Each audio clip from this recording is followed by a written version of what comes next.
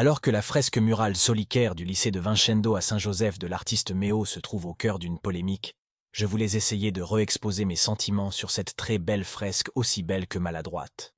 Je comprends parfaitement l'idée de cette fresque, mais je ne comprends pas comment, dans une école, il n'y ait pas eu quelqu'un pour trouver inadéquat le fait de rayer le titre d'un livre. Nous sommes encore dans la culture du cancel, qui pour moi est une calamité et une aberration intellectuelle. On déplace Mahé, alors que justement sa présence à Saint-Denis permettait d'en parler. Chaque personnage historique a des aspects positifs et négatifs. L'histoire ne fonctionne pas à l'emporte-pièce. Gilles Gauvin a écrit de très belles choses sur les années Debré. Il y a beaucoup de Réunionnais qui ont une forme de vénération pour Michel Debré, car ils connaissent ce qu'il a fait, parfois pour la population réunionnaise la plus pauvre. Il y en a d'autres qui le détestent pour sa position très colonialiste et paternaliste, et pour l'histoire des enfants de la Creuse, la priorisation du français sur le créole, et d'autres choses qui lui sont souvent attribuées à tort, et qui relèvent plus de la bêtise et du zèle que d'une véritable décision. Aujourd'hui, on regarde l'histoire avec des yeux différents, mais quand Michel Debré est arrivé sur l'île, il faut voir quel était le degré de pauvreté des gens. Il a fallu attendre les années 80 pour voir un progrès. Bien sûr, le Parti communiste réunionnais a apporté beaucoup de choses, mais on peut aussi s'intéresser à des choses un peu moins jolies qu'il a fait. Chaque personnage historique a un actif et un passif. J'ai une admiration réelle pour Paul Vergès, et d'ailleurs j'avais la même pour son frère Jacques. Je savais aussi qu'ils n'étaient pas des anges, ni l'un ni l'autre. Mais je les ai acceptés globalement, et je les ai aimés, l'un et l'autre. Dans la vie, il faut faire des choix.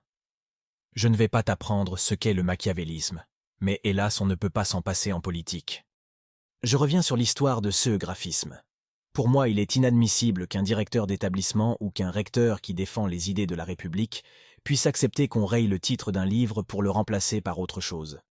Nous savons très bien que c'est de la pure démagogie, et c'est surtout pour faire plaisir à une majorité d'ignorants qui ne connaissent strictement rien de l'histoire de leur île, non pas parce qu'on ne leur a pas appris, mais parce qu'ils ne s'y sont jamais intéressés. C'est comme l'histoire de la graphie du créole. La dernière fois que j'ai vu Axel Gauvin, il m'a dit « Ne me demande surtout rien sur la graphie du créole, j'en ai par-dessus la tête. » Axel Gauvin a toujours défendu le bilinguisme. Chacun doit maîtriser parfaitement le français et le créole, et quand je dis le créole, je ne parle pas du créole de caniveau dont on fait la promotion aujourd'hui par paresse et par démagogie. Le tiroir, dévoir, histoire et compagnie, c'est à mourir de rire. Pourquoi ne pas autoriser carrément à écrire en phonétique en laissant à chacun sa liberté pour écrire le créole comme il veut? Nos enfants méritent mieux quand même.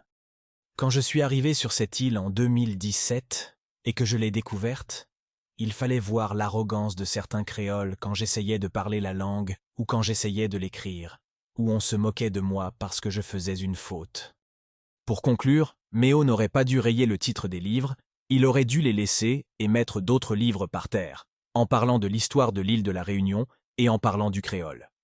Je signale quand même que l'histoire de l'île de la Réunion est enseignée aujourd'hui et que les profs d'histoire me disent que la plupart des élèves ne s'y intéressent pas du tout, pas plus que les élèves en France métropolitaine ne s'intéressent à l'histoire de France.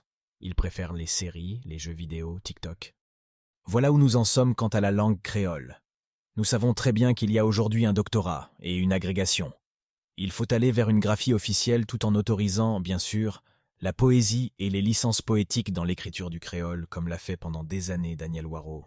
Il faut être exigeant avec soi-même et indulgent avec les autres.